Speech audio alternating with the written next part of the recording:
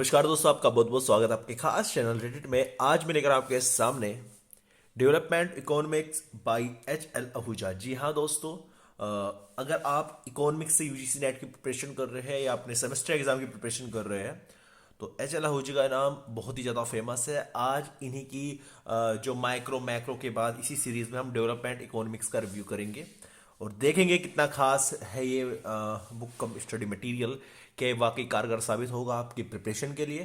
तो चलिए शुरू करते हैं। सबसे पहले बात कर लेते हैं, बुक का नाम है development economics, critical study of economic growth, development and environment. S चांद द्वारा पब्लिश्ड है और एच एल आहूजा जी द्वारा ये लिखित है। बात करें इसके प्राइस टैग की, तो प्राइस टैग की बात करें तो 615 इसका एमआरपी है और लगभग आपको 450 से लेकर 550 के बीच ही आपको देखने को मिलती है। बात करें इसमें नंबर ऑफ पेजेस की, तो नंबर ऑफ पेजेस की अगर हम बात करें तो इसमें आपको 769 नंबर ऑफ पेजेस आपको इसमें देखने को मिलते हैं। अब बात कर लेते हैं किस प्रकार का स्टडी मटेरियल इसमें आपको देखने को मिलता है, कितने नंबर ऑफ पेजेस आपको इसमें देखने को मिलते हैं और कितने क्या मटेरियल आपको इसमें देखने को मिलता है। सबसे पहले प्रीफेस देखने को मिलेगा। आगे चलेंगे तो आपको सिलेबस देखने को मिलेगा, UGC syllabus, economics of growth and development का कंपलसरी पेपर होता है ये। आगे चले तो बी ऑनर्स के लिए ये पेपर 5 होता है, यानी 2 सब्जेक्ट में कवर किए गए हैं। पहला आपका इकोनॉमिक ग्रोथ और दूसरा आपका डेवलपमेंट एंड एनवायरमेंटल इकोनॉमिक्स। आगे चलो तो यहाँ से कंटेंट शुरू होता है, तो आपको कंटेंट्स के बारे में थोड़ा सा बता दूं। कंटेंट्स यहाँ पर काफी मात्रा में दिया गया है। आप देख सकते हैं कितने चैप्टर्स यहाँ पर कवर किए गए हैं, तो काफी ज्यादा मात्रा में यहाँ तक 69 चैप्टर है, 69 यहाँ पर चैप्टर है कंटेंट्स के रूप में। इनके अंदर टॉपिक्स है वो अलग, लेकिन मैं इनके खाली चैप्टर के नाम बताऊंगा, इनके अंदर के टॉपिक नहीं बताने वाला क्योंकि वीडियो काफी लेंथी हो जाएगी, लगभग 20 से 25 मिनट की चली जाएगी, जिसे देखना आपको खुद बोरिंग फील होगा। तो इसलिए वीडियो को इतना लंबा नहीं रखेंगे, केवल मैं चैप्टर के नाम बताऊंगा। और 4K में वीडियो करके आप उसी पेज का स्क्रीनशॉट ले सकते हैं जिस पेज के आपको टॉपिक्स जानने हैं। तो 4K में करके वीडियो आप स्क्रीनशॉट लीजिए, कितना भी जूम कीजिए आपको क्लियरली सब कुछ दिखाई देगा।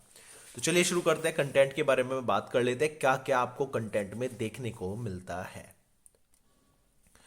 कंटेंट्स में पार्ट 1 में डेवलपमेंट एंड अंडर डेवलपमेंट, इसमें आपको economic growth and development, alternative measures of development and human development index, जिसको HDI के नाम से जानते हैं, under development and development gap, common characteristics of developing countries, perpetuation of underdevelopment and obstacles to economic development।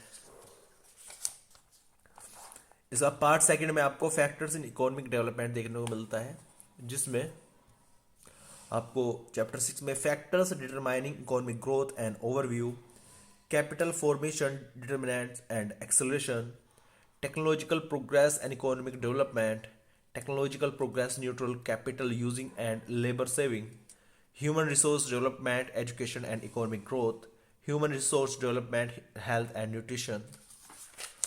आगे चले, population and economic development theory of demography transition and fertility, population growth, how it affects economic development, poverty and environment, demographic transition in India। इसके बाद next part की बात करें, part 3 में modern theories and models of economic growth में आपको Harrod-Domer model of economic growth, New Classical Theory of Growth Solow model, Meade New Classical Model of Economic Growth, John Robinson Model of Growth, New Theory of Economic Growth, Endogenous Growth Models।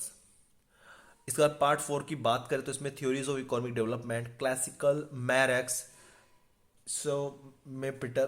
शम्पेटर, इसमें आपको classical theories of economic development, Adam Smith and Ricardo.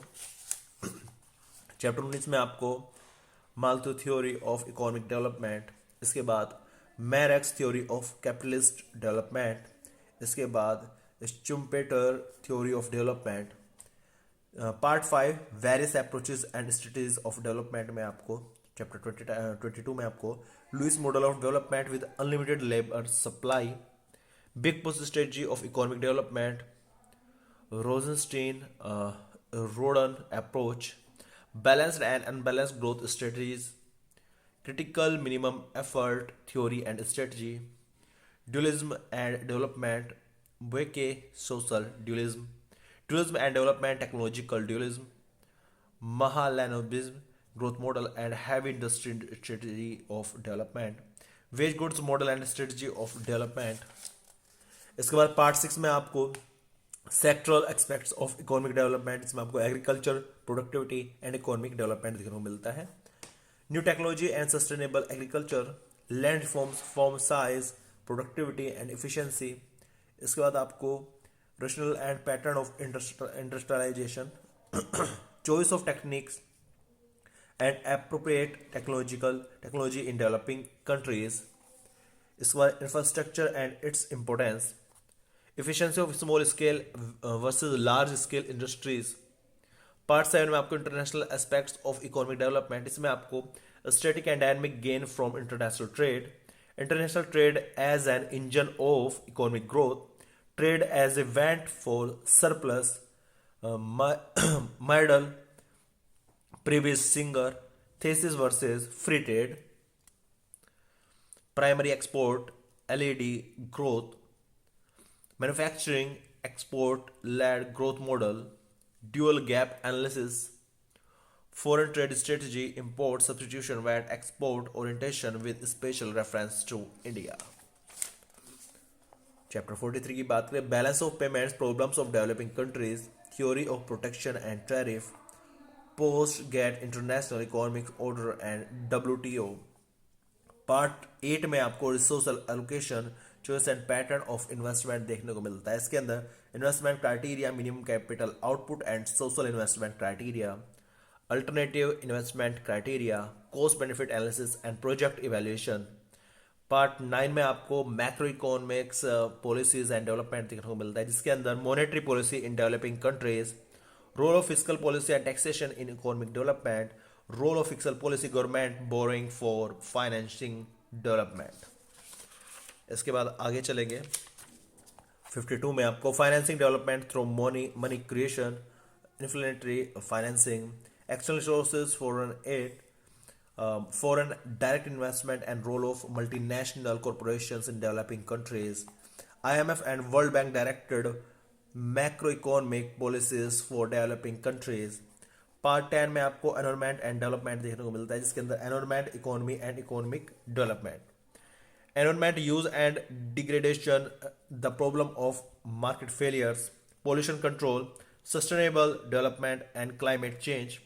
Part 11 में आपको planning and development, इसके अंदर आपको rationale and need for planning in developing countries.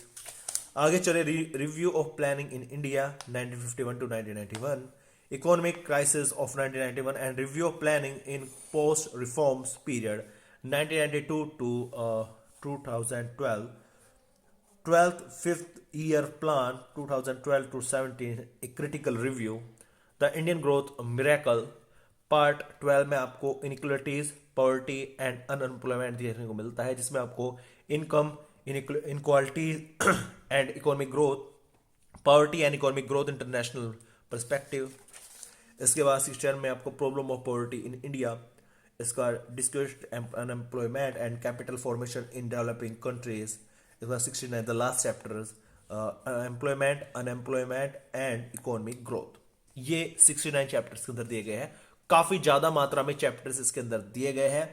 ऐसा नहीं है कि मोटी बुक दे दी और जो टॉपिक्स है, जो चैप्टर्स है वो कम है, ऐसा बिल्कुल आपको देखने को नहीं मिलता. तो ये इसके टॉपिक थे. अगर आप इनके अंदर के टॉपिक्स भी देखना चाहते हैं तो आप 4K में वीडियो करके देख सकते हैं, जूम आउट जूम इन करके पॉज करके आप देख सकते हैं. चलिए अब बात कर लेते हैं चैप्टर किस प्रकार का है, पैटर्न किस प्रकार का है बुक का. तो पार्ट 1 है डेवलपमेंट एंड अंडर डेवलपमेंट क्या होता है. तो शुरुआत में आपको पार्ट 1 ही आपको यूनिट का नाम दिया जाएगा, उसमें कौन कौन से चैप्टर कवर किए गए हैं वो यहाँ पर बताया जाएगा. आगे चले, यहां से पहला चैप्टर शुरू होता है. देखो, इकोनॉमिक ग्रोथ एंड डेवलपमेंट पहला चैप्टर शुरू होता है.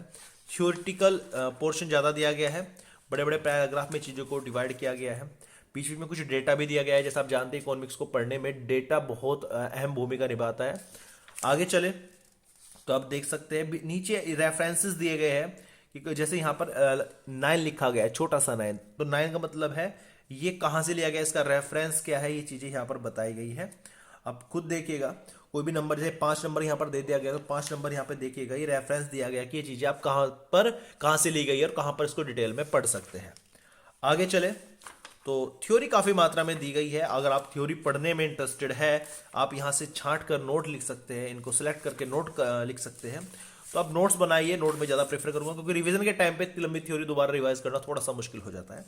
चैप्टर खत्म होने पर किसी प्रकार के ऑब्जेक्टिव क्वेश्चन नहीं है, किसी प्रकार के सब्जेक्टिव क्वेश्चन नहीं है, किसी प्रकार के true false fill in the blanks आपको देखने को नहीं मिलते।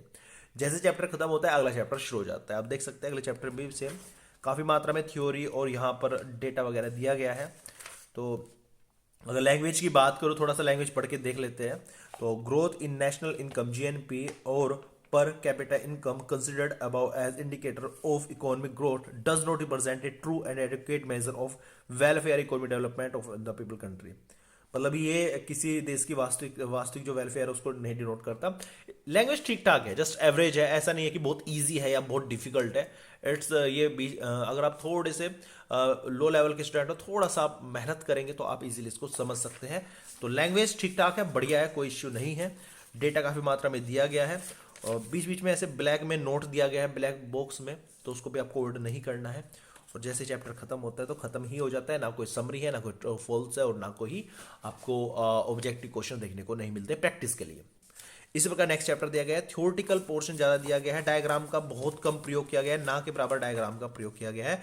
बीच में जहाँ पे मॉडल शुरू होता है, मॉडल में तो डायग्राम देखना लाजमी है, तो वो तो देना ही पड़ेगा।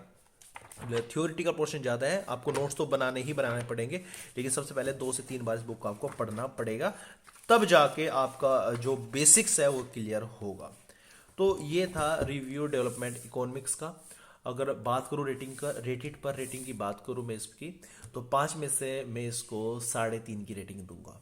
अब इतनी फेमस बुक है, इतनी बढ़िया बुक है, इतनी रिकमेंडेड की जाने वाली बुक है, फिर भी मैं इसको 3.5 रेटिंग क्यों दूंगा, 1.5 रेटिंग कट क्यों करूंगा? रीजन साफ है, थ्योरी को काफी एक्सप्लेन कर दिया गया है। अगर वही थ्योरी आप पॉइंट वाइज देते, आप पॉइंट्स बनाते, बुलेट्स बनाते, उस तरह देते, तो शायद उसको पढ़ना इंटरेस्टिंग होता, उसको लंबे समय तक याद रखना थोड़ा सा इजी होता।